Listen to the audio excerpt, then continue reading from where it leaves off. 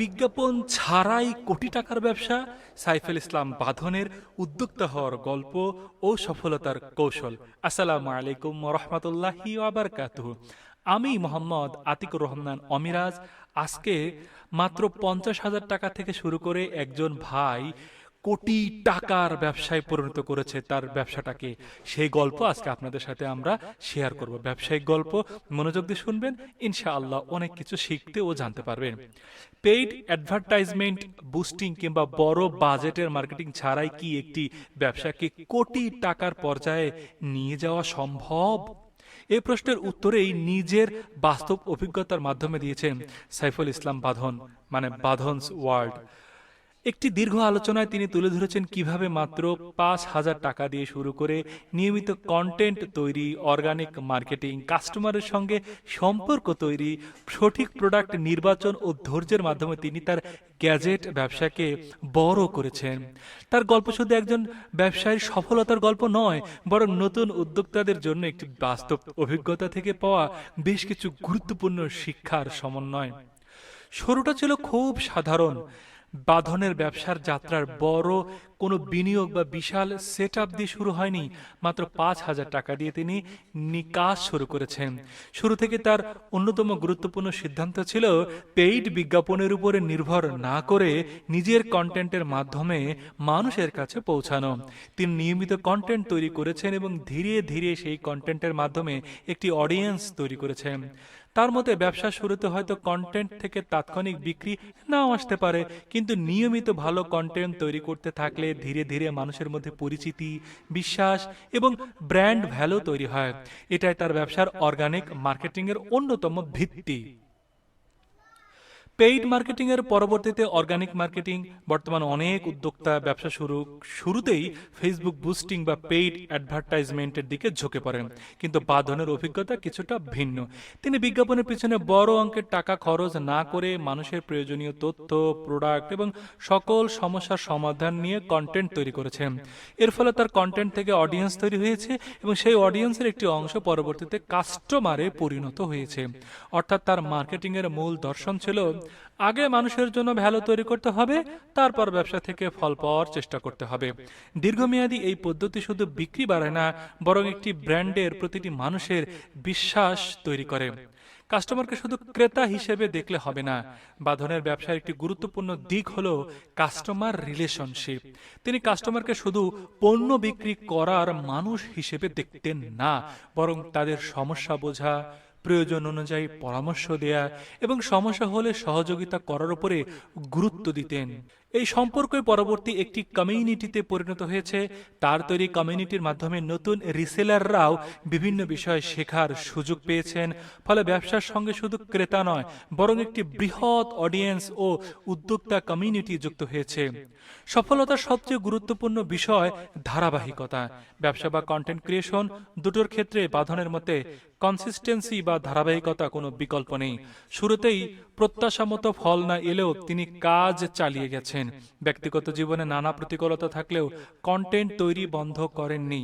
অনেক মানুষ কয়েকটি ভিডিও বা কয়েক মাস চেষ্টা করার পর ফল না পেয়ে কাজ ছেড়ে দেন, কিন্তু দীর্ঘমেয়াদী সফল হতে হলে সেই জায়গাতেই পার্থক্য তৈরি হয়। যে মানুষটি অন্যরা থেমে যাওয়ার পরেও কাজ চালিয়ে যায়, শেষ পর্যন্ত তারই এগিয়ে যাওয়ার সম্ভাবনা বেশি।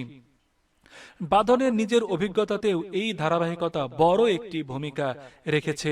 ব্যবসা সবসময় লাভ হয় না, বড় ক্ষতির অভিজ্ঞতাও রয়েছে। তার সফলতা গল্প শুনে মনে হতে পারে সবকিছুই হয়তো পরিকল্পনা মতো হয়েছে, কিন্তু বাস্তবতা তা নয়।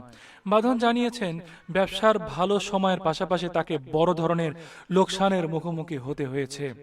একটি পর্যায়ে প্রায় 18 লাখ টাকা পর্যন্ত ক্ষতি হয়েছিল। এই ব্যর্থতা তাকে একটি গুরুত্বপূর্ণ শিক্ষা দিয়েছে। শুধু ভালো প্রোডাক্ট হাতে থাকলেই ব্যবসা সফল হয় না। প্রোডাক্টের চাহিদা আছে কিনা, বাজারে প্রতিযোগিতা কেমন, কাস্টমার কি চায় এবং কোন পণ্য বিনিয়োগ করা উচিত, এইসব বিষয় আগে বুঝতে হবে। অর্থাৎ ব্যবসার ঝুঁকি থাকবেই, কিন্তু ভুল থেকে শিক্ষা নিয়ে পরবর্তীতে সিদ্ধান্ত আরো ভালোভাবে নেওয়াটাই গুরুত্বপূর্ণ। নতুন উদ্যোক্তাদের জন্য প্রোডাক্ট সোর্সিং এর পরামর্শ। নতুন উদ্যোক্তারা সব সময় ব্যবসা শুরু থেকেই সরাসরি বিদেশ থেকে পণ্য আমদানি করতে চান, কিন্তু বাঁধনের পরামর্শ হলো শুরুতেই বড় ঝুঁকি নেওয়ার প্রয়োজন নেই, বরং স্থানীয় বড় হোলসেলারদের কাছ থেকে পণ্য সংগ্রহ করে ব্যবসা শুরু করা যেতে পারে।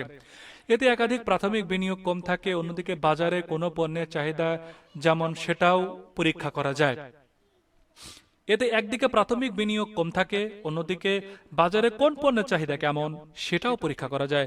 ব্যবসা সম্পর্কে অভিজ্ঞতা ও বাজার সম্পর্কে ভালো ধারণা তৈরি করার পর ধীরে ধীরে বড় পরিসরে সোর্সিং বা ইম্পোর্টের দিকে যাওয়া তুলনামূলকভাবে নিরাপদ হতে পারে। প্রতিযোগীদের কাছ থেকে শেখার কৌশল। ব্যবসার প্রতিযোগিতা থাকা মানেই শুধু তাদের সঙ্গে প্রতিযোগিতা করতে হবে এমনটা নয়। বাঁধনের মতে নিজের ইন্ডাস্ট্রির বড় খেলোয়াড় বা মার্কেটের রাজাকে সেটি আগে খুঁজে বের করা দরকার। তারা কোন প্রোডাক্ট নিয়ে কাজ করছে, কোন পণ্যকে বেশি গুরুত্ব দিচ্ছে, কিভাবে মার্কেটিং করছে কিংবা কোন ধরনের কন্টেন্ট ব্যবহার করছে, এইসব পর্যবেক্ষণ করা যেতে পারে। এর উদ্দেশ্য তাদের হুবহু নকল করা নয়, বরং বাজারের ট্রেন্ড বোঝা এবং নিজের ব্যবসার কৌশল আরো ভালোভাবে তৈরি করা। এই ধরনের মার্কেট অ্যানালাইসিস বা কম্পিটিটর রিসার্চ একজন নতুন উদ্যোক্তার জন্য অবশ্যই গুরুত্বপূর্ণ হতে পারে। কেন অনলাইনে ব্যবসার পাশাপাশি অফলাইন স্টোর? অনলাইনে সফল হওয়ার পরেও বাঁধন অফলাইন স্টোরের গুরুত্বকে উপেক্ষা করেননি, কারণ অনেক কাস্টমার পণ্য কেনার আগে সেটি নিজের চোখে দেখতে চান, আবার অনেক উদ্যোক্তার সঙ্গে সরাসরি কথা বলতে চান। একটি ফিজিক্যাল স্টোর কাস্টমারের মধ্যে ব্র্যান্ড সম্পর্কে বিশ্বাসযোগ্যতা তৈরি করতে পারে। বিশেষ করে গ্যাজেটের মতো পণ্যের ক্ষেত্রে হাতে নিয়ে দেখা বা সরাসরি আলোচনা করার সুযোগ অনেক কাস্টমারের সিদ্ধান্তকে প্রভাবিত করতে পারে। অর্থাৎ অনলাইন ব্যবসার পাশাপাশি অফলাইন উপস্থিতিও একটি ব্র্যান্ডকে আরো শক্তিশালী করতে পারে। রিপিট কাস্টমার পাওয়ার রহস্য। একবার বিক্রি করাই ব্যবসার শেষ লক্ষ্য নয়। একজন কাস্টমারকে আবার ফিরিয়ে আনতে পারাটাই দীর্ঘমেয়াদী ব্যবসার জন্য বেশি গুরুত্বপূর্ণ। বাঁধনের মতে রিপিট কাস্টমার পাওয়ার ক্ষেত্রে ভালো ব্যবহার এবং আফটার সেলস সার্ভিস অত্যন্ত গুরুত্বপূর্ণ। কোনো ভুল হলে সেটি লুকানোর চেষ্টা না করে কাস্টমারকে বিষয়টি পরিষ্কারভাবে জানানো এবং সমস্যার সমাধানে সহযোগিতা করা উচিত। কাস্টমারের সঙ্গে খারাপ পরিস্থিতিতেও মাথা ঠান্ডা রেখে কথা বলা ও দায়িত্বশীল আচরণ করা এবং ব্যবসার প্রতিটি দীর্ঘমেয়াদী বিশ্বাস তৈরি করতে পারে। ব্যবসা বড় হলে টিমের প্রয়োজন। একজন উদ্যোক্তা একা একটি ছোট ব্যবসা পরিচালনা করতে পারেন, কিন্তু ব্যবসা বড় হওয়ার সঙ্গে সঙ্গে সব কাজ একা সামলানো কঠিন হয়ে যায়। এই জায়গায় টিম ম্যানেজমেন্ট গুরুত্বপূর্ণ হয়ে ওঠে। বাঁধন জানিয়েছে ব্যবসা বড় পর্যায়ের দক্ষ মডারেটর টিম প্রয়োজন হয়েছে, বিশেষ করে যারা কাস্টমারের সঙ্গে ভালোভাবে কথা বলতে পারে এবং তাদের প্রয়োজন বুঝে কনভিন্স করতে পারে এমন সদস্য নির্বাচন করা গুরুত্বপূর্ণ। সঠিক মানুষকে সঠিক দায়িত্ব দেওয়া গেলে উদ্যোক্তা নিজের সময়কে আরো গুরুত্বপূর্ণ কাজের জন্য ব্যবহার করতে পারেন। জনপ্রিয়তা বাড়ার সঙ্গে বাড়ে দায়িত্ব। ব্যবসা ও কন্টেন্টের মাধ্যমে জনপ্রিয়তা পাওয়ার পর বাঁধনের জীবনে আরও একটি পরিবর্তন এসেছে। এখন তিনি বিভিন্ন জায়গায় গেলে মানুষ তাকে চিনতে পারে। তার কাছে একটি শুধু জনপ্রিয়তা নয়, বরং নিজের কাজের মাধ্যমে মানুষের কাছে পরিচিত হওয়ার একটি আনন্দের বিষয়। অনেক সময় দীর্ঘ সময় কথা বলার পরেও অডিয়েন্সের সঙ্গে দেখা করতে হয়, তারপরও তিনি এটিকে নেতিবাচকভাবে দেখেন না, কারণ এই মানুষগুলো তার কন্টেন্ট দেখেছেন, তার ব্যবসাকে সমর্থন করেছেন এবং তার ব্র্যান্ডের সঙ্গে যুক্ত হয়েছেন। কন্টেন্ট তৈরি করতে কি দামি ক্যামেরা দরকার? নতুন কন্টেন্ট ক্রিয়েটরদের সবচেয়ে প্রচলিত একটি অজুহাত হলো ভালো ক্যামেরা নেই, তাই শুরু করতে পারি না। বাঁধনের অভিজ্ঞতা এই ধারণার বিপরীত। তিনি বলেছেন, শুরু করার জন্য দামি ক্যামেরা, বড় স্টুডিও কিংবা বিশাল সেটআপের প্রয়োজন নেই। হাতে থাকা একটি স্মার্টফোন দিয়েই শুরু করা যায়। এমনকি ভিডিও এডিটিং এর জন্য কাপকাটের মতো সহজ অ্যাপ ব্যবহার করেও কাজ করা সম্ভব। তিনি নিজের অভিজ্ঞতা থেকে জানিয়েছেন, শুরুতে দামি গ্যাজেট ছাড়াই কন্টেন্ট তৈরি করে তিনি 5 থেকে 8 লাখ পর্যন্ত রিচ পেয়েছিলেন। তাই শুরু করার জন্য পারফেক্ট সময় বা পারফেক্ট সেটআপের অপেক্ষা না করে যে সরঞ্জাম আছে তাই দিয়েই শুরু করাটা বেশি গুরুত্বপূর্ণ। পরিবারের সহযোগিতা ও কাজ ভাগ করে নেয়া। ব্যবসা বড় করার ক্ষেত্রে টিমের পাশাপাশি পরিবারের সহযোগিতার বিষয়টি আলোচনায় এসেছে। বাঁধন জানিয়েছে তার স্ত্রী ব্যবসায় প্রায় 50 থেকে 60% কাজ সামলাতে সহযোগিতা করেন। এর মধ্যে মডারেটরদের নিয়ন্ত্রণ, স্টক আপডেটের মতো গুরুত্বপূর্ণ কাজ রয়েছে। এর ফলে বাঁধন নিজে কন্টেন্ট তৈরি এবং ব্যবসার গুরুত্বপূর্ণ কৌশলগত সিদ্ধান্তের দিকে বেশি মনোযোগ দিতে পারেন। কাজের চাপ আরো কমানোর জন্য তিনি পরবর্তীতে একজন অ্যাসিস্ট্যান্টও নিয়োগ করেছেন। এখান থেকে বোঝা যায় ব্যবসা বড় করার ক্ষেত্রে শুধু বিক্রি বাড়ানো যথেষ্ট নয়, কাজের দায়িত্ব সঠিকভাবে ভাগ করে নেওয়াও জরুরি। হতাশায় এলে কি করবেন? উদ্যোক্তাদের জীবনে হতাশা আসবেই। কখনো ব্যবসায় লোকসান হবে, কখনো কন্টেন্ট প্রত্যাশিত রিস্ক পাবে না, আবার কখনো নিজের সিদ্ধান্ত নিয়েও সন্দেহ তৈরি হতে পারে। বাদরের মতে হতাশা সবার জীবনেই থাকে, কিন্তু সাময়িক মোটিভেশনের উপরে নির্ভর না করে দীর্ঘমেয়াদী লক্ষ্য ঠিক করে এগিয়ে যাওয়াই বেশি গুরুত্বপূর্ণ। অর্থাৎ একটি মোটিভেশনাল ভিডিও দেখে কয়েকদিন কাজ করার চেয়ে নিজের লক্ষ্য নির্ধারণ করে নিয়মিত কাজ করে যাওয়াই বেশি কার্যকর। মোটিভেশন সাময়িক হতে পারে, কিন্তু কনসিস্টেন্সি দীর্ঘমেয়াদে ফল তৈরি করে। নতুন উদ্যোক্তাদের জন্য বাঁধনের গল্প থেকে 8টি বড় শিক্ষা রয়েছে। 1. ছোট করে শুরু করুন, বড় বিনিয়োগ না থাকলেও ব্যবসা শুরু করা যায়। 2. কাস্টমারকে ভ্যালু দিন, শুধু পণ্য বিক্রি নয়, কাস্টমারের সমস্যার সমাধান করার চেষ্টা করুন। 3. অর্গানিক কন্টেন্ট তৈরি করুন, পেইড বিজ্ঞাপনের পাশাপাশি দীর্ঘমেয়াদী অডিয়েন্স তৈরির দিকে মনোযোগ দিন। 4. ধারাবাহিক থাকুন, শুরুতে ফল না এলেও কাজ চালিয়ে যেতে হবে। 5. বাজার বুঝে প্রোডাক্ট নির্বাচন করুন, চাহিদা না বুঝে বড় অঙ্কের টাকা বিনিয়োগ করা ঝুঁকিপূর্ণ। 6. প্রতিযোগিতার পর্যবেক্ষণ করুন, বাজারের বড় খেলোয়াড়ের কাছ থেকে শিখুন এবং নিজের কৌশল উন্নতি করুন।